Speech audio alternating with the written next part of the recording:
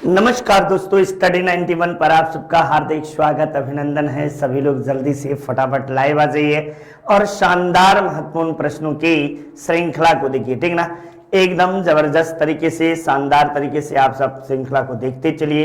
रोज देख रहे होंगे, आप सबको अच्छा लग रहा भी होगा, क्योंकि बीपीएससी और आरओ से संबंधित लगभग 50 क्वेश्चन का आपको शानदार श्रृंखला है। इसके अलावा यदि आप पेट देखना चाहते हैं तो आप स्टडी 91 के प्लेलिस्ट में जाइएगा और वहां अमरेश सर पेट स्पेशल आपको मिलेगा, उसे जरूर से पढ़िए, ठीक ना। जिसका भी पेट का एग्जाम है, शानदार तरीके से हर एक टॉपिक को मैंने पढ़ाया है, ठीक। तो आप सबसे पहले विनम्र निवेदन है कि आप सब उसे जरूर से देखें और शानदार तरीके से देखिए, ठीक ना। कॉपी कलम लेकर बैठिए। मैं बार बार कहता हूं कि कॉपी कलम लेकर बैठना ही अनिवार्य है, ठीक ना। चूंकि मन मस्तिष्क में ऐसे लगता है कि सब आ गया, बिल्कुल सही है, लेकिन जरा सा क्लिक हुआ और परीक्षाएं जो हैं, परीक्षा परधन इच्छा दूसरे की इच्छा पर होता है, ठीक। यहाँ पे आप सही करते हैं, लेकिन परीक्षा हॉल में चाहे मैं हूं, चाहे आप हैं, चाहे कोई भी, गलतियां होती हैं। तो आइए शानदार तरीके से हम सब बीपीएससी के पेपर को देखते हैं और किसके पैटर्न पर प्रैक्टिस सेटिंग शानदार तरीके से संस्था के द्वारा संचालित है, जिसे मैं स्वयं इसको हैंडल कर रहा हूं, ठीक। तो आइए आपको लेकर चलते हैं महत्वपूर्ण प्रश्नों की श्रृंखला की ओर। ये हमारे संस्था की ओर से डेली यूट्यूब का आपको शेड्यूल है, जिसमें आपको डेली करंट अफेयर 8 बजे शानदार तरीके से राहुल सर के द्वारा और इंडियन पॉलिटी 9 बजे आपको जो है राहुल सर स्वयं ही लगातार 2 घंटे आपके सामने रहते हैं। इसके बाद 10 बजे मैं उपस्थित होता हूं जीके जीएस के साथ, आपको इसमें प्रैक्टिस सेट चल रहा है और एक एक टॉपिक क्लियर करता चल रहा हूं, ठीक ना। ये रीजनिंग बाय सुधीर सर जबरदस्त तरीके से 12 बजे से आपको जो है कि मिलेगी।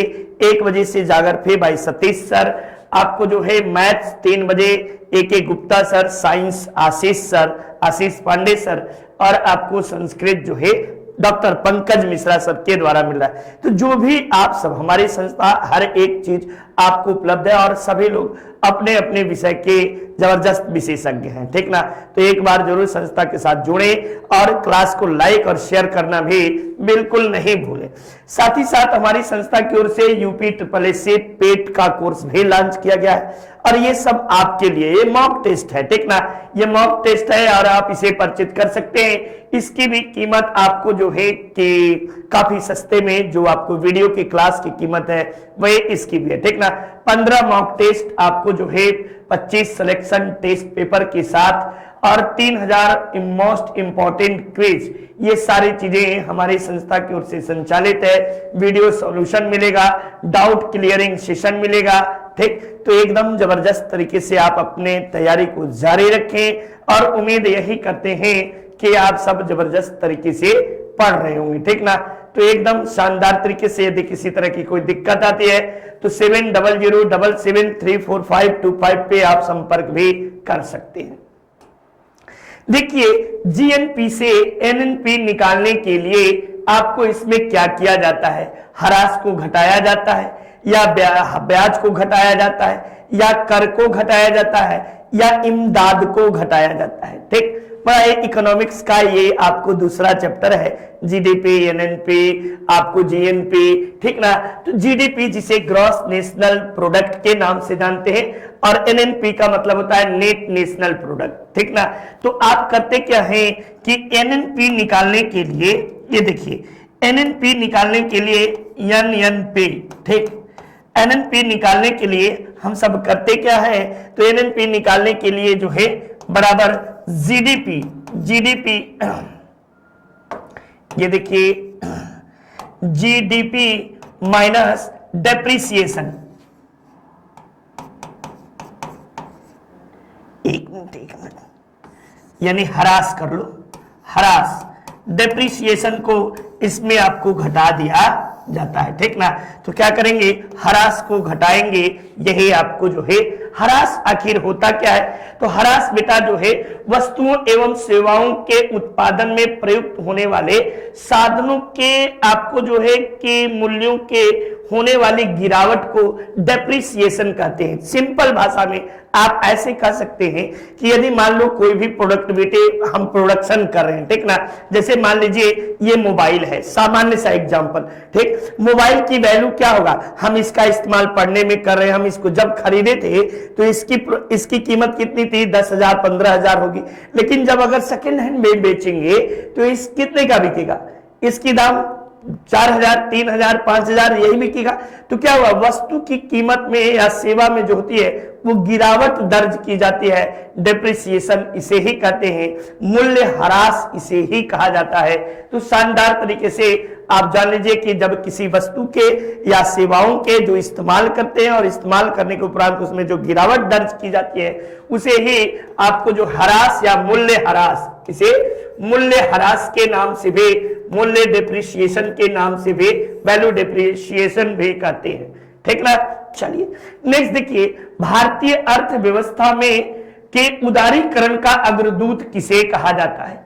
डॉक्टर विमल जलान को, डॉक्टर मनमोहन सिंह को, पीवी नरसिम्हा राव को, या आपको जो है पी चिदम्बरम को? ये बड़ा ही शानदार सा प्रश्न है, हम इसे बता रहे हैं कि ये आपको मैंने एक दो बार शायद कराया भी है, ठीक ना। तो भारतीय अर्थव्यवस्था में उदारीकरण की शुरुआत कब हुई? तो 1991 में, ठीक ना, 1991 ईस्वी में आपको जो है उदारीकरण यानी LPG, लिबरलाइजेशन, प्राइवेटाइजेशन और ग्लोबलाइजेशन की बातें की गई, ठीक ना। इसमें आपको अग्रगण्य कौन थे? तो मनमोहन सिंह को भारतीय उदारीकरण का अग्रदूत के रूप में जाना जाता है। इस समय आपको नरसिम्हा राव जो थे, नरसिम्हा राव ये आपको जो थे प्रधानमंत्री थे, ठीक ना, प्रधानमंत्री थे, और मनमोहन सिंह वित्त मंत्री के पद पर थे, वित्त मंत्री थे। और इसी कारण इस पूरे ये उदारीकरण के युग को आपको जो है राव मनमोहन मॉडल भी कहते हैं, राव मनमोहन मॉडल, ठीक ना, मनमोहन मॉडल के रूप में भी इसे जाना जाता है। तो ये शानदार तरीके से आप प्रश्न को आसानी से कर सकते हैं, खूब मन लगा के पढ़िएगा और जबरदस्त तरीके से पढ़िएगा, ठीक। चलिए नेक्स्ट देखिए, आयात एवं निर्यात पर लगाए जाने वाले कर को किस नाम से जानते हैं? आयात का मतलब आता है, निर्यात का मतलब जाता है, ठीक ना। तो इस पर कौन सा कर लगेगा, यानी देश के बाहर जाए और देश के अंदर आए, तो दोनों स्थिति में इसे सीमा शुल्क या सीमा कर के रूप में जानते हैं। ये क्या लगता है, सीमा शुल्क या सीमा कर के रूप में इसे जाना जाता है, ठीक। तो एकदम शानदार तरीके से अपने अध्ययन को जारी रखें, कलम कॉपी एक बार सबसे विनम्र निवेदन है, क्लास को लाइक और शेयर करना बिल्कुल नहीं भूलिएगा। बजट के हिसाब से किताब कॉपी की जांच, यानी जो बजट है उसकी आपको जो है कि कहां कितना मद खर्च हुआ है, कितना आया है, इसकी जांच भारतीय संसद किसके द्वारा करती है? प्राक्कलन समिति के द्वारा, सार्वजनिक लेखा समिति के द्वारा, विशेषाधिकार समिति के द्वारा, या हिसाब किताब जांच समीक्षा समिति के द्वारा, ठीक ना। थोड़ा सा पेपर कठिन है, थोड़ा सा, ज्यादा नहीं है। बजट के हिसाब से जांच की लेखा जोखा कौन करती है? तो प्राक्कलन समिति के द्वारा बेटा किया जाता है। किसके द्वारा?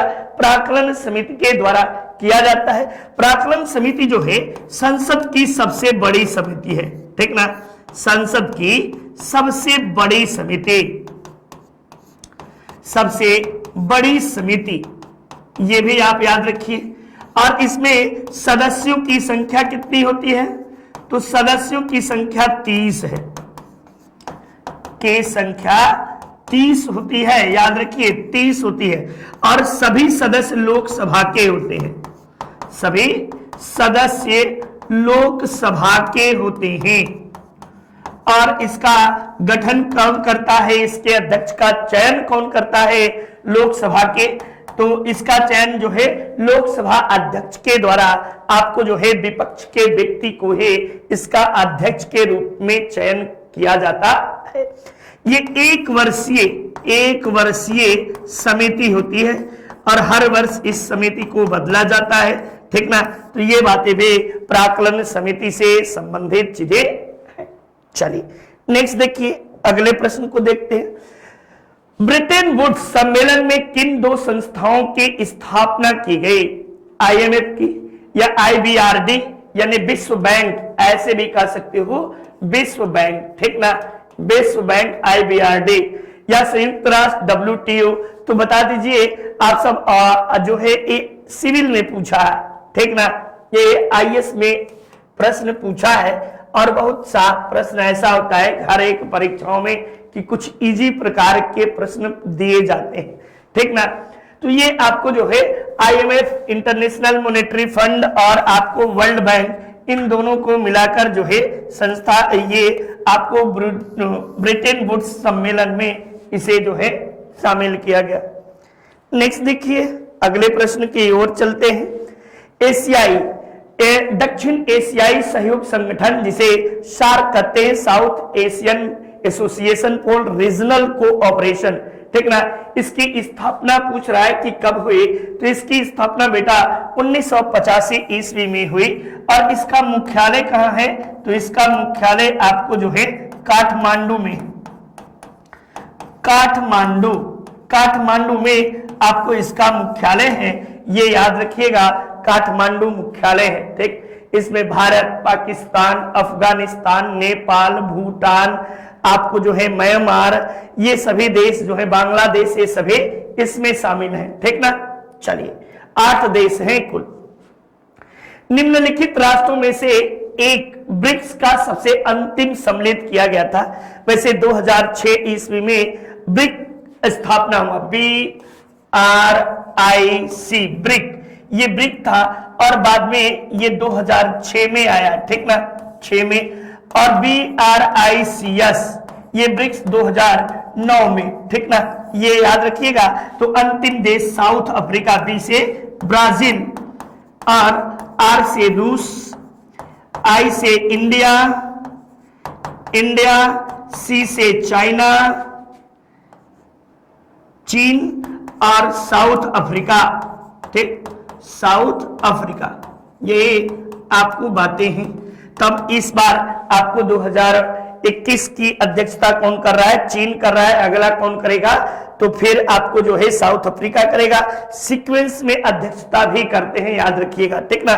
पिछले साल भारत किया था। चलिए, तो साउथ अफ्रीका आप शानदार तरीके से जवाब दे सकते हैं और जल्दी जल्दी प्रश्नों को करने का प्रयास करिए। भारत का सबसे बड़ा चावल उत्पादक राज्य कौन सा है? उत्तर प्रदेश, पश्चिम बंगाल, आंध्र प्रदेश या पंजाब? तो भारत में आपको सर्वाधिक चावल उत्पादन कहां होता है? तो पश्चिम बंगाल में होता है पहले नंबर पे, दूसरे नंबर पे आपको ये है, तीसरे नंबर पे आपको जो है आंध्र प्रदेश है। ये याद रखिए, सर्वाधिक चावल के उत्पादन में पश्चिम बंगाल प्रथम स्थान पर है। जब विश्व में बात किया जाए कि विश्व में कहां पे है, तो विश्व में आपको चीन पहले स्थान पर है और भारत दूसरे स्थान पर है। तीसरे स्थान पे इंडोनेशिया जो है यही है, और इंडोनेशिया को जो है विश्व का चावल का कटोरा कहते हैं। विश्व का चावल का कटोरा, ठीक ना, चावल का कटोरा कहा जाता है, ये भी याद रखिए। और भारत में चावल का कटोरा किसे कहते हैं? तो छत्तीसगढ़ को, ठीक ना, छत्तीसगढ़ को चावल का कटोरा कहा जाता है, चावल का कटोरा कहा जाता है। ये बात भी आप सब याद रखिए। ये शानदार तरीके से आप सब करते चलिए। उम्मीद करते हैं कि चीजें अच्छी तरह से समझ में आ रही होंगी। किस भारतीय राज्य को चाय का उत्पादक राज्य नहीं माना जाता है? ठीक ना, वैसे सबसे अधिक असम में चाय का उत्पादन होता है। इसके बाद पश्चिम बंगाल चाय के ग्रीन टी के लिए विश्व प्रसिद्ध माना जाता है। किसमें नहीं होता? तब बताइएगा कि छत्तीसगढ़ में जो है कि चाय का बहुत बड़े पैमाने पर या थोड़ा मोड़ा तब हर राज्य में होने लगा है, लेकिन ऑप्शन के अनुसार छत्तीसगढ़ में चाय का उत्पादन नहीं होता है। चाय सीढ़ी नुमा आपको ढलानों पर चाय की खेती की जाती है। चाय की पत्तियों को तोड़ने की विधि को क्यूरिंग कहा जाता है, ठीक ना। इसे चुनने की विधि क्यूरिंग कहलाती ये भी, और तंबाकू की पत्तियों को भी चुनने की विधि आपको क्यूरिंग कहा जाता है, ठीक। चलिए नेक्स्ट, ये यूपी SSSC पेट शानदार तरीके से हमारी संस्था की ओर से आपको पढ़ाया गया है। 500 का स्पेशल आपको जो है कूपन है, इसे आप प्रयोग कर सकते हैं, ठीक ना। ये डिस्काउंट कूपन है, ये आप सबके लिए है। और आप यदि स्टडी 91 का पेट 91 कूपन इस्तेमाल करेंगे तो आपको जो है कि ऑफर आएगा, मिलेगा। साथ ही साथ जो है कि पेट संपूर्ण अध्ययन के साथ हमारी संस्था की ओर से किताब लिखी गई है, और मैं खुद भी इसमें पूरी किताब को लिखने में सहयोगी रहा हूं। और नितिन सर, मैं मिलकर और उमेश सर, 3 लोगों ने मिलकर इसे जबरदस्त तरीके से लिखा है। और मात्र आपको कितने में, तो 380 रुपए में आपको ये किताब उपलब्ध है। तो एकदम शानदार तरीके से अपनी पढ़ाई को अनवरत रूप से जारी रखें। उम्मीद यही करता हूं कि आप सब परीक्षाओं को सफल होंगे, और हर एक एग्जाम, हर एक दौर जो होता है वो कठिनाई का होता है, लेकिन एक समय के बाद आपको भी सारी चीजें इजी आएगी और लगेगा कि काश उस समय और पढ़ लिया होता, ठीक ना। तो पढ़िए, एकदम शानदार तरीके से अध्ययन को जारी रखिए। उम्मीद यही करता हूं कि सभी लोगों को जो है कि जो कंटेंट है समझ में आ रहा होगा। आ रहा है कि नहीं, हाथ थोड़ा सा इरेज करिएगा। यदि आ रहा है तो ठीक, नहीं आ रहा है तो भैया ठेंगा वाला नीचे वाला बटन दबा दीजिएगा, यही आपसे रिक्वेस्ट है, ठीक।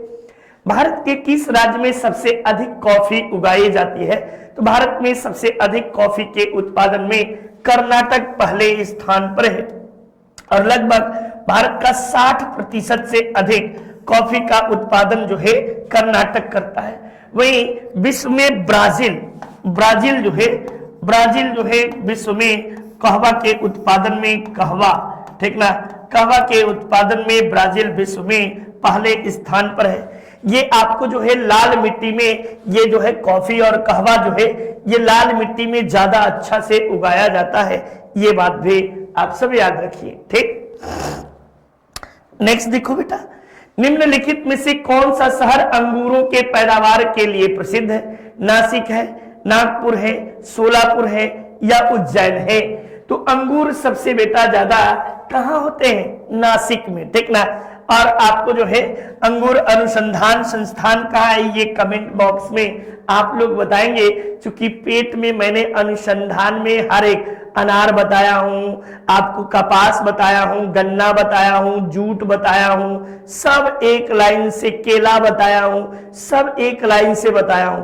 अगर यहां मिस कर रहे होंगे तो पेट की क्लास को जरूर से देखिए। स्टैटिक जीके में मैंने शानदार तरीके से उसमें हर एक बात को बताया है, ठीक। तो यहाँ पे कमेंट बॉक्स में जल्दी से जवाब दीजिए भैया। ये अंगूर का सर्वाधिक उत्पादन जो है नासिक में होता है, ये तो सबको पता है, ठीक ना। वैसे भी नासिक फलों की मंडी के रूप में जाना जाता है, और नासिक में ही आपको जो है कि प्याज की एशिया की प्याज की सबसे बड़ी मंडी भी आपको यहीं पे है। नेक्स्ट, केंद्रीय उपोष्ण बागवानी संस्थान कहाँ है? ये बेंगलुरु में है, चंडीगढ़ में है, लखनऊ में है या नागपुर में है? तब बताएगा कि आपको जो है केंद्रीय उपोष्ण बागवानी अनुसंधान संस्थान आपको लखनऊ में है, ठीक ना। ये भी अनुसंधान संस्थान से हर एक टॉपिक को मैंने शानदार तरीके से बताया है, ठीक। तो आप भी पढ़ने का प्रयास करिएगा और पढ़िएगा भी जरूर से। नेक्स्ट देखिए, नागपुर में क्या है? तो नीरी है। बेंगलुरु में अंतरिक्ष अनुसंधान संस्थान है। तो जितना कहो, जितना जानो उतना कम है, ठीक ना। तो ये बातें याद रखिए। नेक्स्ट देखिए, दक्षिण पश्चिम मानसून के तत्काल बाद बोई गई फसल को क्या कहते हैं? रबी कहते हैं, खरीफ कहते हैं, वर्षा पुष्ट कहते हैं या शुष्क कहते हैं? तो दक्षिण पश्चिम मानसून, इसकी समय कब है बेटा? तो इसकी समय आपको जो है जून से लेकर सितंबर तक मानी जाती है ना दक्षिण पश्चिम मानसून की। तो जब जून से सितंबर, तो जून से सितंबर में कौन सी फसल बोई जाती है? तो ये खरीफ फसल कहते हैं। खरीफ फसल में क्या आएगा? तो धान आएगा। एक मक्का, उत्तर भारत में मक्का इसी के अंतर्गत आता है।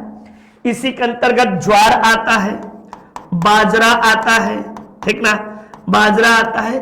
तिल, तिल भी आपको इसी समय बोया जाता है। इसी समय आपको कई फसल, मड़ुआ, मड़ुआ नाम नहीं सुने होंगे, मड़ुआ, मड़ुआ भी आपको इसी समय बोया जाता है। तो ये सभी फसल जो है ये खरीफ फसल की श्रेणी में आते हैं और ये जून जुलाई में बोए जाते हैं, सितंबर अक्टूबर में काट लिए जाते हैं, ठीक ना। तो अक्टूबर नवंबर, सितंबर अक्टूबर नहीं, अक्टूबर नवंबर में आपको काट लिए जाते हैं। तो ये शानदार तरीके से आप अध्ययन को जारी रखें। नेक्स्ट देखिए, जायद मौसम में उगाई जाने वाली फसल। जायद मौसम, अब जायद मौसम का समयावधि कब से कब तक है बाबू? तो जायद मौसम की समयावधि जो होती है ये आप मान के चलो मार्च से जून तक, मार्च से जून। और मार्च से जून में आपको कौन सी फसल मिलती है? तरबूज मिलती है, सोयाबीन, मक्का या पटसन। तो तरबूज और बूज गर्मियों में न मिलता है बेटा, इसमें महत्वपूर्ण क्या है? तरबूज है, खरबूज है, खरबूज, ककड़ी, ककड़ी, खीरा, ठीक ना, खीरा, ये सभी आपको जायद प्रकार की फसलें मानी जाती हैं जो जून, मई, मार्च, अप्रैल में बोई जाती हैं और जून में काट ली जाती है, मई जून में काट ली जाती है। 2 महीने की इसकी समयावधि होती है, ये बात भी आप सबको पता है। चलिए नेक्स्ट देखो बेटा, सूची 1 को सूची 2 के साथ सुमिलित करिए और सूचियों के नीचे दिए गए कूट का प्रयोग करिए। अब यहाँ पे तंबाकू बोर्ड, तंबाकू बोर्ड कहाँ है? तो गुंटूर में है। अब देखो चौथे का यानी डी का ऑप्शन जो है कि दूसरा कहाँ मिला? यहाँ पे 2 मिल गया। अब देखो, अब 1-2 और पकड़ लो, रबर बोर्ड कहाँ है, कॉफी बोर्ड कहाँ है, या चाय बोर्ड? तो चाय बोर्ड को पकड़ो और चाय बोर्ड कलकत्ता में है। अब कहां पे मिला? यहीं पे मिल गया। ऑप्शन जो है कॉफी बोर्ड कहां है? तो बेंगलुरु में है। और आपको रबर बोर्ड कहां है? तो कोट्टम में है। इस तरह से ऑप्शन संख्या 4-2 इज योर राइट आंसर। 2 जो है विकल्प बिल्कुल शानदार तरीके से आपका सही जवाब माना जाएगा, ठीक ना। तो एकदम मिला लीजिए, शानदार तरीके से आपके पास है। भारत में सबसे अधिक उपजाऊ कौन सी मृदा है?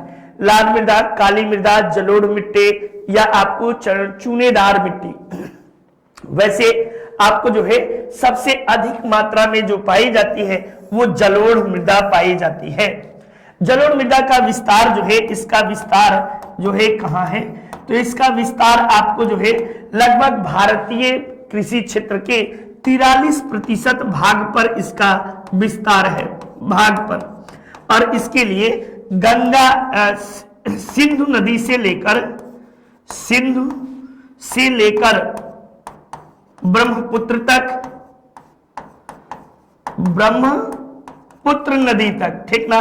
ये यानी गंगा यमुना का द्वाब, यहाँ पे गंगा यमुना का द्वाब, यमुना का द्वाब, द्वाब। उधर आपको जो है गोदावरी कृष्णा का डेल्टा,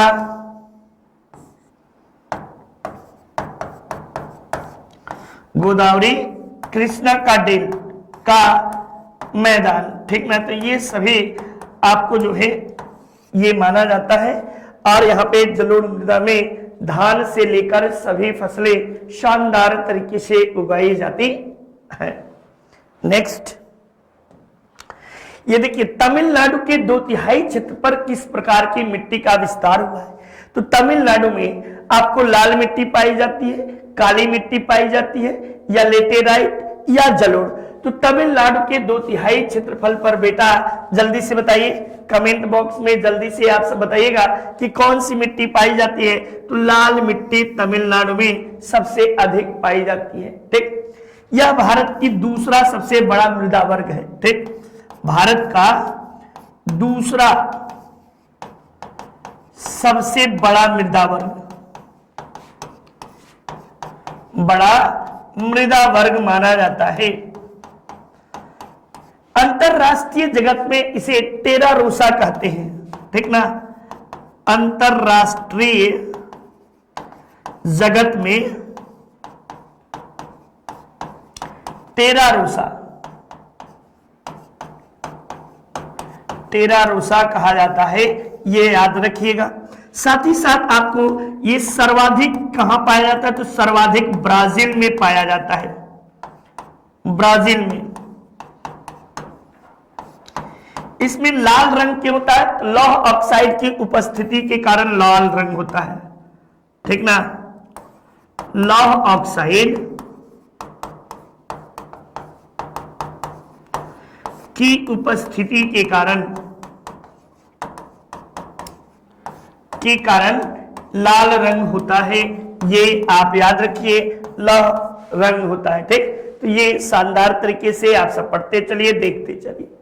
ये वीडियो जो कि हमारी संस्था की ओर से मात्र 349 रुपए में, और यही वीडियो के रेट में ही आपको पेट का भी कोर्स मिलेगा, ठीक ना। पेट भी आपको 349 रुपए में ही संस्था के द्वारा उपलब्ध है। 15 मॉक टेस्ट है, आप सब शानदार तरीके से इसे पढ़िए, जरूर से पढ़िए, ठीक। और आपके सुनहरे भविष्य में काफी सहायक भी होगा। निम्न में से किसने सभी तीनों गोलमेज सम्मेलनों में भाग लिया। ये तीनों गोलमेज सम्मेलन बेटा ये आपको कहां आयोजित हुआ था, तो लंदन में आपको आयोजित हुआ, लंदन में। और ये तीनों की अध्यक्षता किसने की, अध्यक्षता तो आपको जो है ब्रिटिश प्रधानमंत्री, British PM Ramsay MacDonald, British PM Ramsay MacDonald द्वारा आपको इसकी अध्यक्षता किया गया। और तीनों गोलमेज सम्मेलन में आपको BR अम्बेडकर, भीमराव अम्बेडकर ने भाग लिया। इसके अलावा मैं लोग नहीं लिखते, सरोजनी नायडू भी थी, सरोजनी नायडू प्लस तेज बहादुर सप्रू, ये जल्दी मिलता नहीं है किताबों में, ठीक ना। ये तीनों लोगों ने भाग लिया था।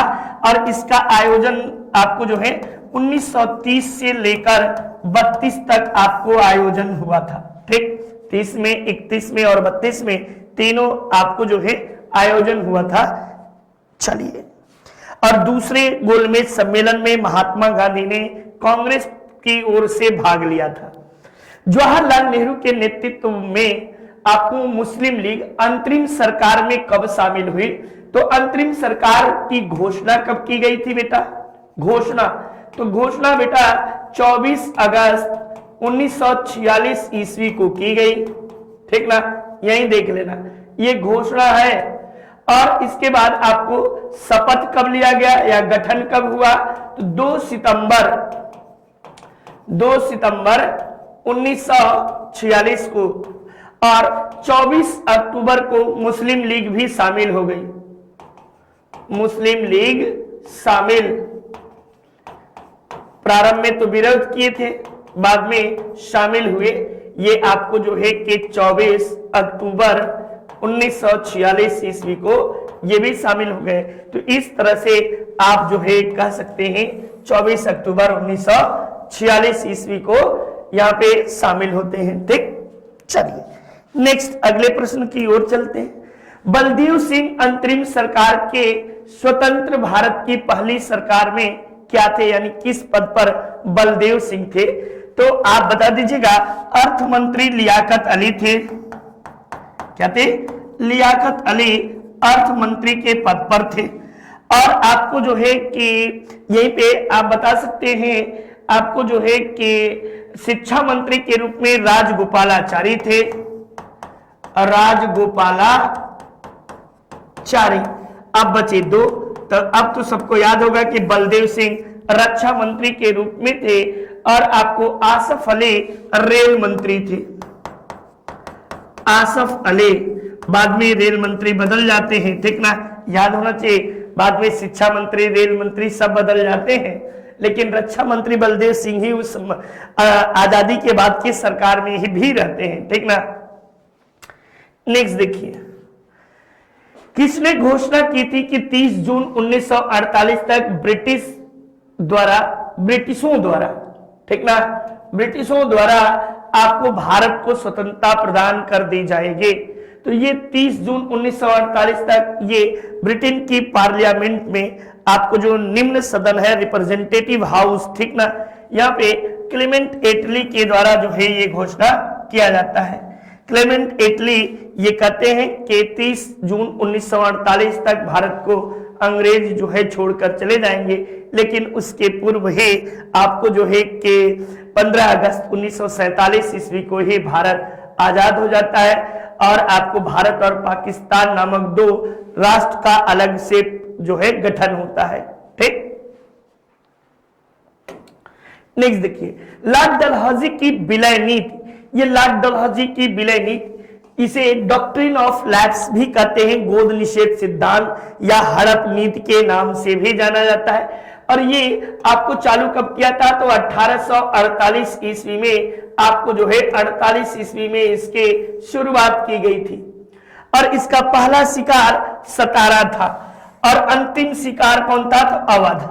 अंतिम शिकार अवध, पहला आपको सतारा और अंतिम अवध था। अवध का विलय कब किया था? तो 1856 ईस्वी में कुशासन का आरोप लगाकर कुशासन का आरोप लगाकर, ठीक ना, का आरोप लगाकर इसका विलय कर दिया गया था। तो ये बातें भी याद रखिए। नेक्स्ट, डिस्कवरी ऑफ इंडिया के लेखक, तो सभी के लेखक जान लीजिए, experiment with my truth, experiment with my truth,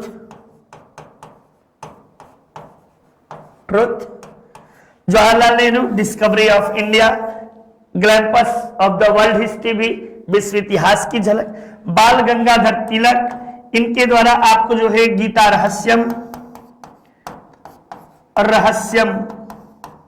या गीता रहस्य, सुभाष चंद्र बोस के द्वारा माई इंडियन स्ट्रगल, ठीक ना, माई इंडियन स्ट्रगल जो है इनकी प्रमुख पुस्तक मानी जाती है। ये याद रखिए, द इंडियन स्ट्रगल, ठीक, द इंडियन स्ट्रगल। और इसी के अलावा मेरा संघर्ष, ठीक ना, द इंडियन स्ट्रगल का मतलब है। और इसी तरह हिटलर भी लिखा था मेरा संघर्ष, मीन कैम्प, ठीक ना, मीन कैम्प हिटलर के द्वारा भी इसी तरह का आपको लिखा गया था। नई दिल्ली का मुख्य वास्तुविद एवं डिजाइनर कौन था? तो एडविन लुटियंस, एडविन होगा, ठीक ना, एडविन लुटियंस प्लस हर्बर्ट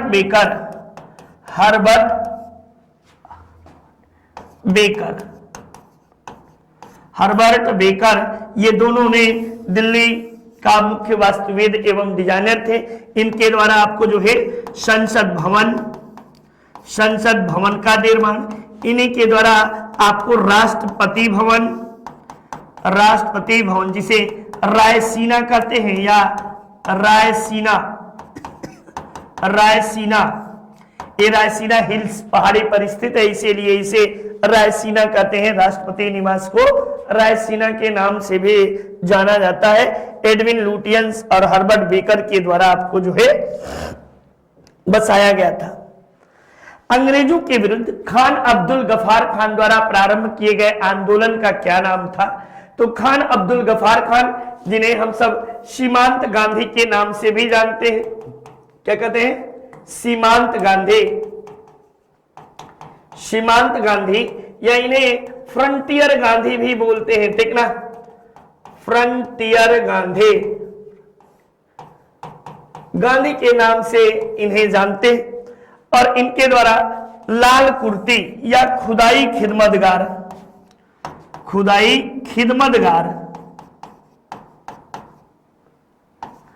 खिदमतगार नामक संगठन की स्थापना 1929 ईस्वी में इन्होंने किया था। ये आपको प्रथम विदेशी जिन्हें भारत रत्न भी दिया गया है, प्रथम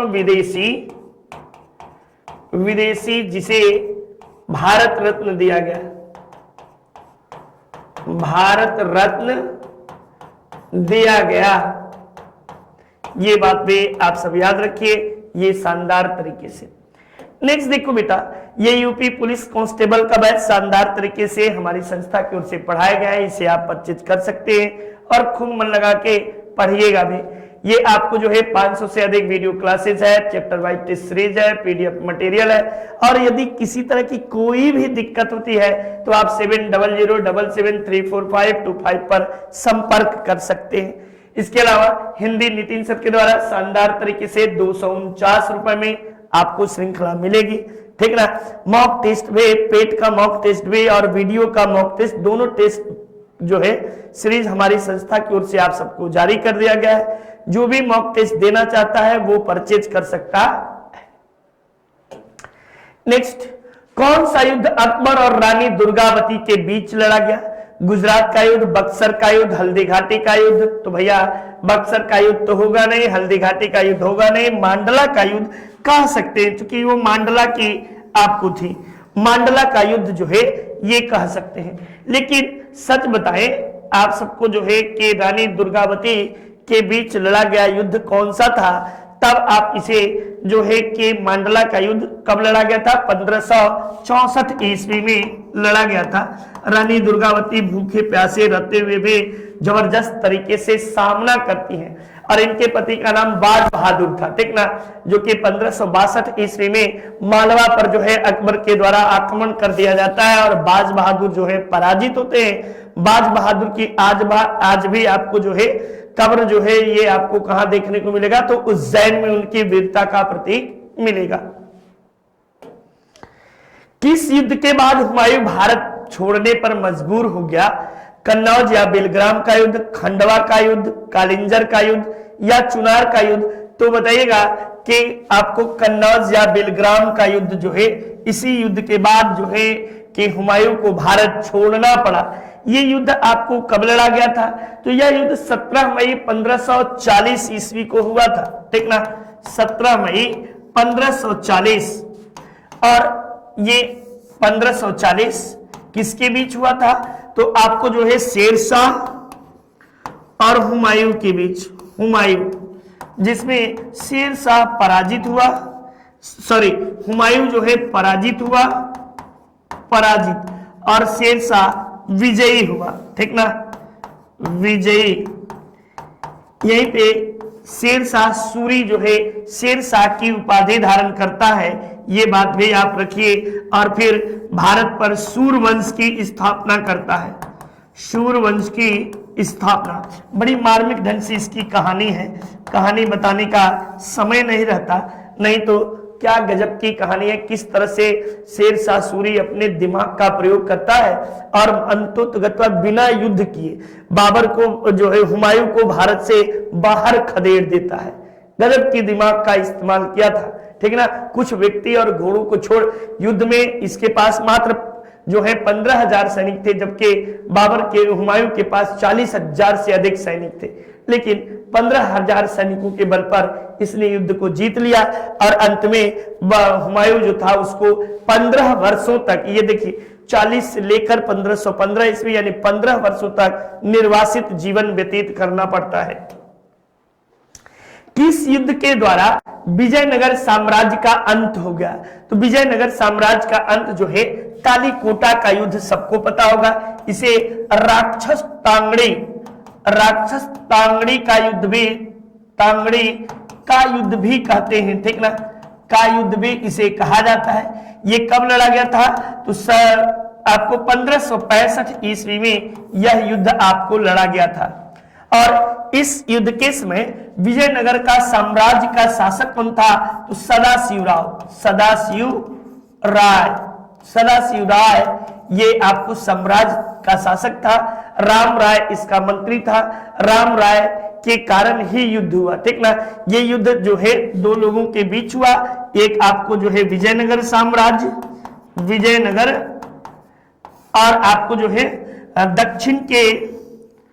दक्षिण के सुल्तानों का गुट, ठीक ना, सुल्तानों का गुट, ये जिसमें आपको जो है ये पराजित होते हैं, पराजय हुई और आपको जो है पराजय हुई और अंत हो गया, विजयनगर साम्राज्य का अंत हो गया, जो वैभव था वो वैभव आपको अंत हो गया। ये महत्वपूर्ण बातें याद रखिए।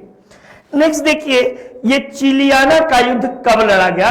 तो चिलियाना का युद्ध बेटा ये हुआ किसके बीच था? तो चिलियाना के युद्ध जो है अंग्रेजों और आपको जो है अंग्रेजों और आपको सिखों के बीच लड़ा गया, ठीक ना, सिखों के बीच। और ये आपको कब लड़ा गया? 1545, 48, 49 या 50? तो बताइएगा कि यह 1549 ईस्वी में लड़ा गया था आंग्ल सिख द्वितीय युद्ध या अंतिम आंग्ल सिख युद्ध, ठीक ना, ये अंतिम आंग्ल सिख युद्ध, आंग्ल सिख युद्ध के रूप में जाना जाता है। और यहीं पे आपको जो है कि राजा दिलीप सिंह को निर्वासित कर दिया जाता है, ठीक। राजा दिलीप सिंह अंतिम जो राजा थे सिख वंश के, तो इन्हें निर्वासित कर दिया जाता है। पल्लव वास्तुकला ने दक्षिण भारत में स्थापत्य कला के किस वंश का विकास किया? यानी आपको स्थापत्य कला के किस वंश का विकास किया? पल्लव वास्तुकला ने दक्षिण भारत में स्थापत्य कला के विकास किया, किस वंश का ने बेटा?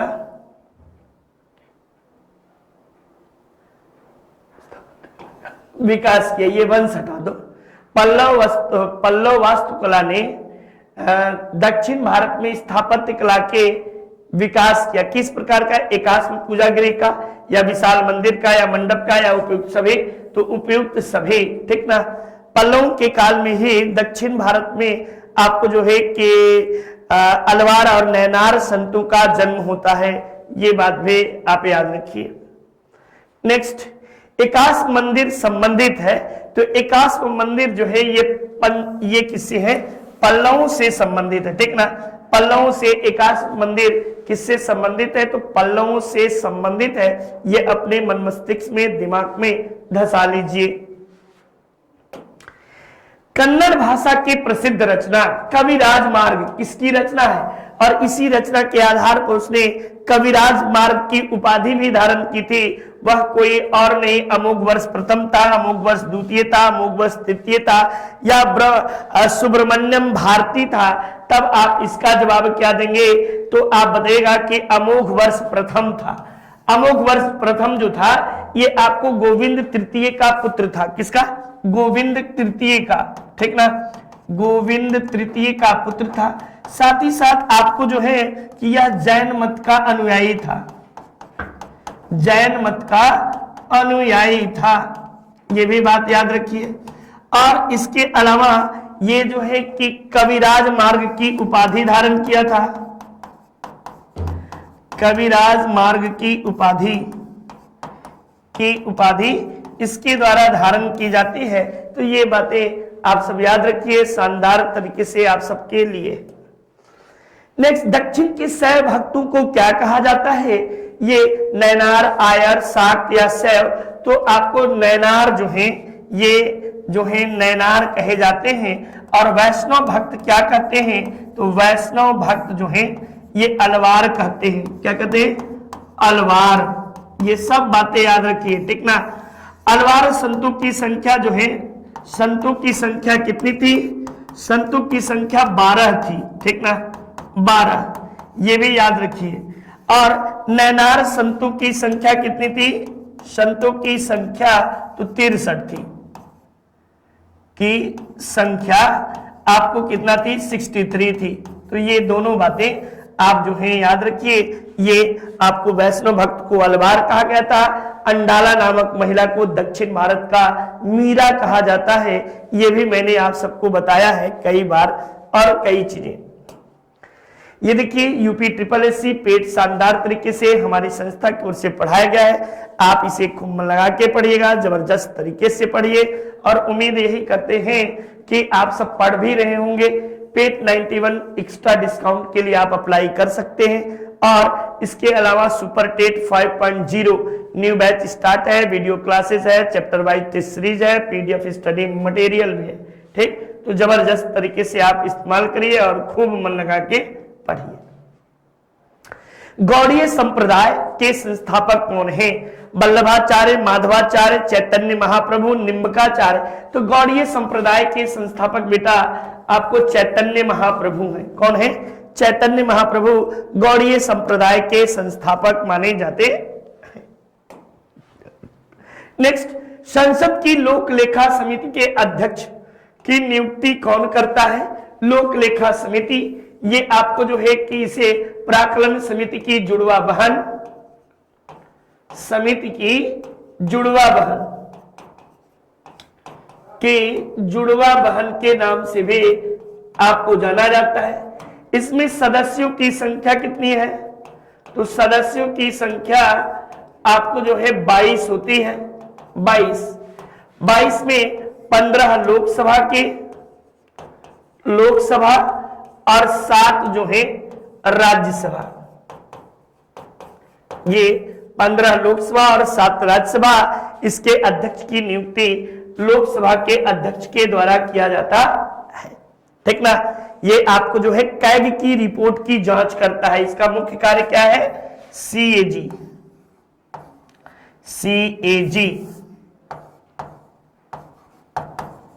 की रिपोर्ट की जांच करना,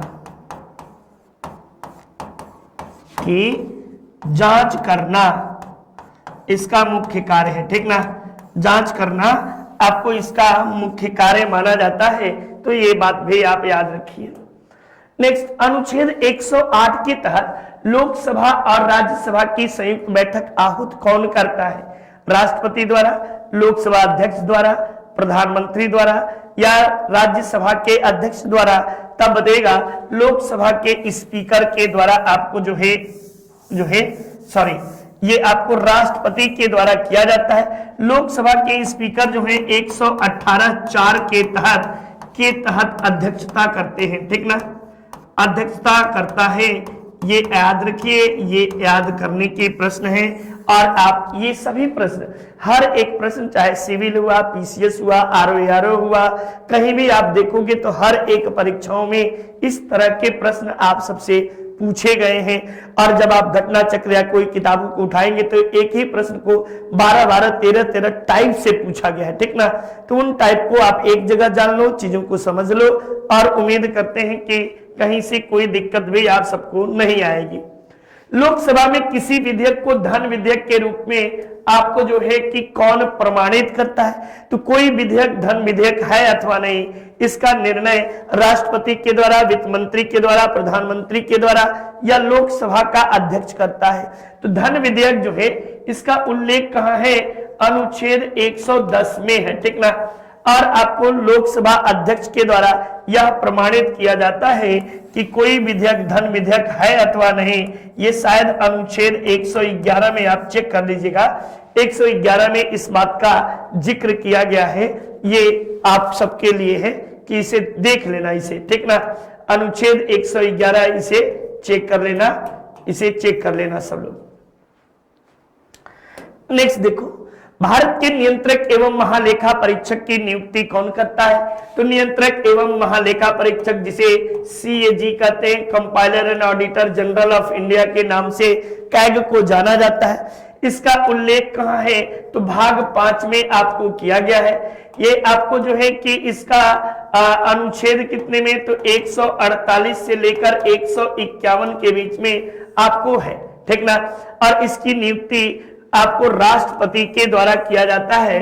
आर्टिकल 148 के तहत आपको जो है कि नियंत्रक एवं महालेखा परीक्षक की नियुक्ति की जाती है।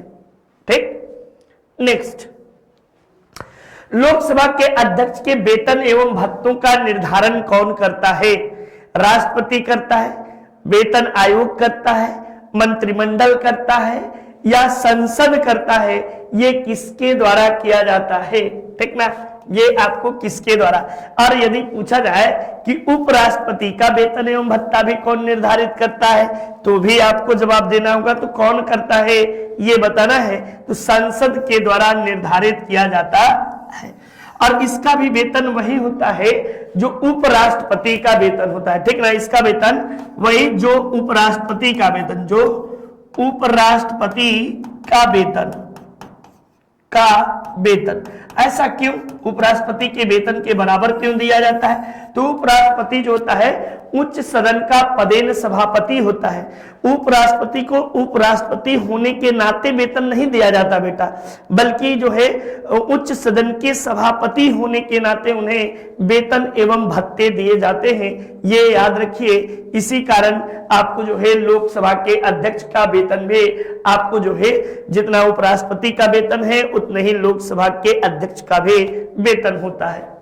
ठीक, चलिए नेक्स्ट देखिए, उपराष्ट्रपति पदेन अध्यक्ष होता है राज्यसभा का, लोकसभा का, योजना आयोग का या राष्ट्रीय विकास परिषद का।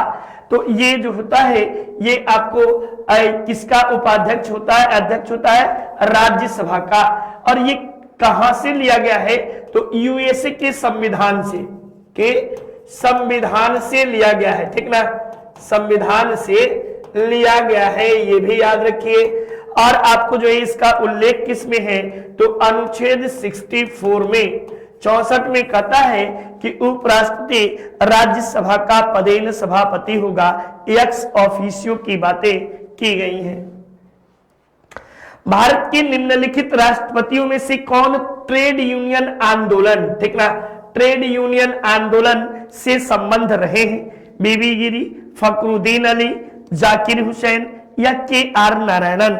तब आप बताइएगा बीबी गिरी जो थे आपको जो है कि यही ट्रेड यूनियन से संबंधित लीडर रहे हैं। भारत की आजादी के समय 1939 ईस्वी में ये ट्रेड यूनियन से संबंधित लीडर रहे थे और भारत के राष्ट्रपति भी बने हैं। बीबी गिरी के ऊपर विशेष कृपा श्रीमती इंदिरा गांधी जी की थी। नीलम संजीवा रेड्डी के विरुद्ध चुनाव लड़े थे और इन्हीं के समय में आपको जो है 2 बार मत की गणना हुई थी। ठीक ना, जिसमें नीलम संजीवा रेड्डी पराजित हुए और बीबी गिरी आपको भारत के राष्ट्रपति बने थे। भारतीय संविधान के अनुच्छेद 43 में वर्णित उद्योगों के प्रबंधन में श्रमिकों की भागीदारी किससे संबंधित है? तो ये आपको जो है कि ये आपको जोड़ा गया है। कब जोड़ा गया है? 42वें संविधान संशोधन द्वारा। 42वें संविधान संशोधन द्वारा, ठीक ना, संविधान संशोधन द्वारा ये जोड़ा गया है। और ये आपको जो है किसके तहत श्रमिकों की भागीदारी किससे संबंधित है? तो राज्य के नीति निदेशक तत्व से संबंधित है। ठीक ना, किससे? राज्य के नीति निदेशक तत्व। राज्य के नीति निदेशक तत्व से संबंधित क्या बातें हैं? तो यह आयरलैंड से है, आयरलैंड से लिया गया है। आपको इसका उल्लेख भाग 4 में किया गया है, भाग 4 में है। अनुच्छेद कितना? तो अनुच्छेद 36 से लेकर 51 तक, ठीक ना, 51 तक। और इसे तैयार किसने किया था? तो तैयार तेज बहादुर टीबी सप्रू समिति ने, टीबी सप्रू समिति द्वारा इसे तैयार किया गया था। ये बात भी बताइए। और साथ ही साथ ये न्यायालय में वाद्य योग्य नहीं है। ठीक ना, न्यायालय में वाद्य योग्य नहीं है, वाद्य योग्य नहीं है, नहीं। तो ये आप सब याद रखिए, इन चीजों को भी देखते चलिएगा, आपको काम देगा। नितिन सर के द्वारा हैंड रिटेन नोट्स ई बुक शानदार तरीके से प्राचीन भारत का इतिहास, मध्यकालीन, आधुनिक, आपको जो है सामान्य हिंदी, इंडियन ज्योग्राफी, राज व्यवस्था, ये सभी आपको ई बुक्स के रूप में है, यानी पीडीएफ मॉडल में है बेटा। ठीक ना, पीडीएफ, ठीक ना, ये पीडीएफ मॉडल में आपको मिलेगा। ये तो आप इसे परचेज कर सकते हैं। ये वही बुक है जिसे नितिन सर ने ऑनलाइन पर जो है यूट्यूब पे आपको डायरेक्ट पढ़ाया है। नेक्स्ट देखो, प्रथम भारत के प्रत्येक नागरिक का यह कर्तव्य होगा कि वह आपको प्राकृतिक संरक्षण एवं सुधार करे। यह कथन भारतीय संविधान की किस अनुच्छेद में है? तो ये बातें आपको जो है ये प्रत्येक नागरिक का यह कर्तव्य होगा, ये आपको जो है कि ये किसमें कहा गया है कि वह प्राकृतिक पर्यावरण के संरक्षण एवं सुधार करें। तो ये 48 क में आपको कहा गया है, 48 क में, ठीक ना। इसे कब जोड़ा गया था? तो 42वें संविधान संशोधन द्वारा, ठीक ना, संविधान संशोधन द्वारा इसे जोड़ा गया था। ये याद भी रखिए, ये बात भी आप सब याद रखिए कि 42वें संविधान संशोधन के तहत। नेक्स्ट वर्ष 1948 में सरकार द्वारा भाषाई आधार पर राज्यों के पुनर्गठन के विषय में आपको परीक्षण हेतु प्रथम भाषाई प्रांत आयोग के अध्यक्ष कौन थे? तो यश के धर के नेतृत्व में आपको जो है कि राष्ट्रपति डॉक्टर राजेंद्र प्रसाद द्वारा आपको गठित किया गया था। राजेंद्र प्रसाद द्वारा गठित, ठीक ना। ये आपको कब किया गया था? तो 1948 ईस्वी में। ये एस के धर कहां से थे? तो ये इलाहाबाद उच्च न्यायालय में न्यायाधीश थे। इलाहाबाद उच्च न्यायालय के रिटायर्ड न्यायाधीश थे, न्यायाधीश, ठीक ना। तो न्यायाधीश हुआ करते थे, ये बातें भी याद रखिए। नेक्स्ट, संविधान सभा के कानूनी सलाहकार कौन थे? तो ये प्रारूप समिति के अध्यक्ष थे, ठीक ना। प्रारूप समिति के अध्यक्ष थे आपको डॉक्टर राजेंद्र प्रसाद। संविधान सभा के अध्यक्ष थे, सभा के अध्यक्ष थे। और आपको जो थे BN राव, बेनेगल नरसिम्हा राव हे कानूनी सलाहकार थे। और ये आपको संविधान सभा के सदस्य नहीं थे, ऐसे भी याद रखिए, संविधान सभा के सदस्य नहीं थे। इसके अलावा KM मुंशी क्या थे? तो प्रारूप समिति के सदस्य थे,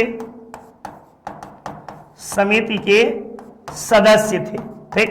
तो ये कन्हैयालाल मानिकलाल मुंशी, KM मुंशी आपको जो है कि आजादी के बाद आपको वन जो नीति है उसके तहत वन दिवस मनाने का, आपको वन समारोह करने का KM मुंशी जी को ही श्रेय है।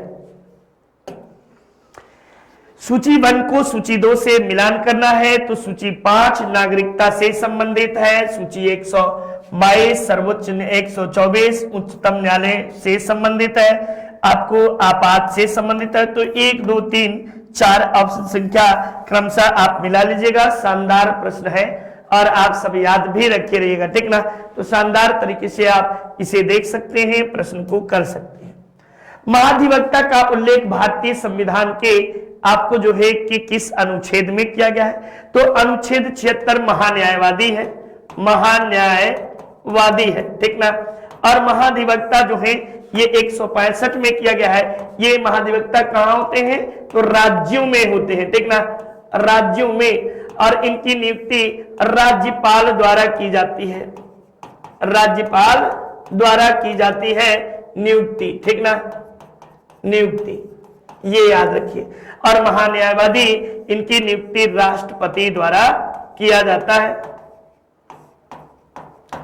भारत का प्रथम विधि अधिकारी, भारत का प्रथम विधि अधिकारी होता है। और इसे आर्टिकल नंबर 88 के तहत, अनुच्छेद 88 के तहत संसद के किसी भी सदन में भाग लेने का अधिकार दिया गया है, ठीक। संसद के किसी भी सदन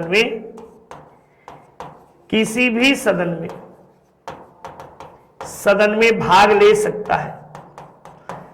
सकता है, परंतु मतदान नहीं कर सकता, ठीक ना, परंतु मतदान नहीं कर सकता। ये बात भी आप याद रखिए, इन चीजों को भी। नेक्स्ट देखो, विधान परिषद का उल्लेख भारतीय संविधान के किस भाग में किया गया है, यानी किस अनुच्छेद में? तो ये विधान परिषद जो है ये भाग 6 में, और यहाँ पे उल्लेख किसका है? तो राज्य है, ठीक ना। और अनुच्छेद जो है ये आपको किस में किया गया है? तो 168 में, ठीक ना, 168 में आपको जो है विधान परिषद का उल्लेख किया गया है। ये बातें आप सब याद रखिएगा। और विधान सभा का उल्लेख किसमें? तो 100 आपको जो है कि 70 में विधान सभा, ये विधानसभा का उल्लेख 170 में। और 168 जो है ये 68 में बेटा 69 होना चाहिए, ठीक ना, ये 69 होना चाहिए, ये आप देख लीजिएगा, 69 होना चाहिए, ठीक, ये 69, ठीक ना। तो ये चेक कर लेना, 69 में आपको मिलेगा ये उल्लेख। ठीक, ये 68 दिया है, या तो 69 इसे बना लिया जाता है, ठीक, तो किसे भी बना लो, यदि है तो 69 इसे ही कर लेते हैं, ज्यादा अच्छा है। ठीक ना, 68, 69, 70 ये ज्यादा नियरेस्ट है, तो ये आपको 69 में इसका उल्लेख किया गया है। तो इस तरह से आप कर लो। ये आपको जो है शायद टाइपिंग का मिस्टेक है, जिसके कारण मैं भी सोचा कि आखिर 69 है नहीं, कहां गया। ठीक, चलिए, तो इसमें आपको विधानसभा का उल्लेख है। मंत्री परिषद में विधानसभा के कुल कितने न्यूनतम सदस्य हो सकते हैं? तो वैसे तो नियम है कि 15% होना चाहिए, लेकिन न्यूनतम सदस्य 12 हो सकते हैं। ठीक ना, झारखंड उरखंड में ये कंडीशन है, छत्तीसगढ़, झारखंड, यहाँ पे 12% आपको जो है ये होते हैं। ब्रिटिश सरकार के किस अधिनियम ने पहली बार भारत में शिक्षा के लिए 1 लाख रुपए देने का आपको जो है किया? तो वुड का डिस्पैच, जिसे हम भारतीय शिक्षा का मैग्ना कार्टा कहते हैं। ठीक, भारतीय शिक्षा का मैग्ना कार्टा, शिक्षा का मैग्ना कार्टा इसे कहते हैं। और आपको 1813 का चार्टर एक्ट, ठीक ना, इसमें आपको जो है देने की घोषणा करते हैं। और आपको 1833, ये याद रखिएगा, 1833 के चार्टर एक्ट में यही बढ़ाकर आपको कितना कर देते हैं? 10 लाख शिक्षा पर खर्च, शिक्षा पर खर्च करने का प्रावधान करते हैं। और ये अंतिम चार्टर एक्ट है। ठीक ना, अंतिम चार्टर एक्ट, चार्टर एक्ट के रूप में इसे जाना जाता है। नेक्स्ट, किस अधिनियम ने पहली बार भारतवासियों को अपने देश के प्रशासन में हिस्सा लेना संभव बनाया? तो अपने देश के प्रशासन में हिस्सा लेने का संभावना जो है ये 1833 का तीसरा चार्टर एक्ट, ठीक ना, तीसरा चार्टर एक्ट जो है, चार्टर एक्ट, इसी के तहत आपको जो है मिला। ये याद रखिए कि इसी के तहत पहली बार आपको जो है, और इसी में कहा गया कि रंग रूप इत्यादि के आधार पर विभेद नहीं किया जाएगा किसी के साथ, लेकिन ये सिर्फ और सिर्फ बनावटी बातें थी, वास्तविकता कुछ और थी। नेक्स्ट, ये भारत के संविधान में केंद्र और राज्यों के बीच किया गया शक्तियों का विभाजन किस उल्लिखित योजना पर आधारित थे?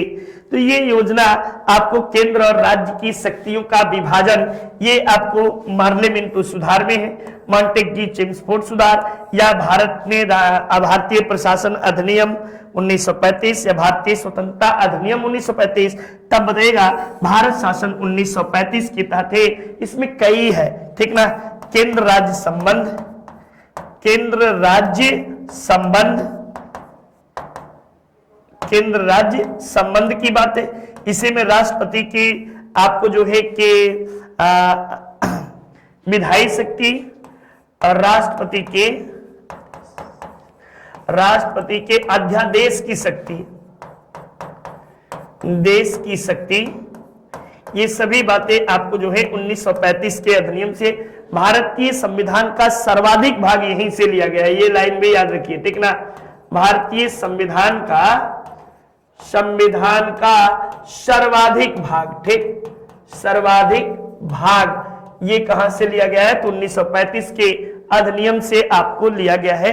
तो शानदार तरीके से आप सबने 52 प्रश्नों की श्रृंखला को हल किया। उम्मीद यही करते हैं कि सभी को सारे प्रश्न आए होंगे, ठीक ना। तो चलिए, आप सबको शानदार तरीके से, यदि अच्छा लगा तो क्लास को लाइक और शेयर करना बिल्कुल नहीं भूलिएगा, ठेंगा जरूर दिखा दीजिएगा, ठीक ना। आपका यही सहयोग हमेशा बना रहे, इसके लिए आप सबको तहे दिल से शुक्रिया, नमन है। ठीक, जय हिंद, जय भारत।